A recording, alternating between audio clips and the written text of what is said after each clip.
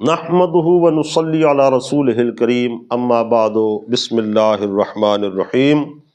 اللہ کے نبی صلی اللہ علیہ وسلم کی نصیحتیں، مواعظ حسنہ جو ہم پڑھ رہے ہیں، جو حضرت سیدنا ابو ہریرہ رضی اللہ تعالی عنہ کو حضور نے ارشاد فرمائیں، ان میں سے آج کے اس درس میں یہ ہے وَأَحِبَّ لِلنَّاسِ مَا تُحِبُّ لِنَفْسِكَ تَكُنْ مُسْلِمًا، کہ پسند کرو اپنے لیے وہ، دوسروں کے لیے بھی وہ پسند کرو جو تم اپنے لیے پسند کرتے ہو۔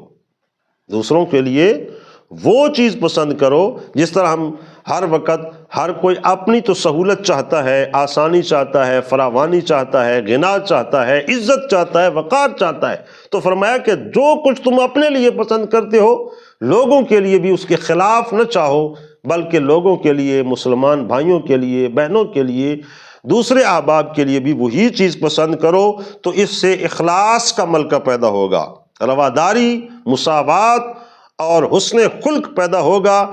تو اس کا جواب کیا عطا فرمایا اللہ کے نبی نے؟ تکن مسلمہ، کہ اس طرح کرنے کے ساتھ تمہارا حق اسلام مکمل ہوگا، تم کامل مسلمان بنو گے۔ کب؟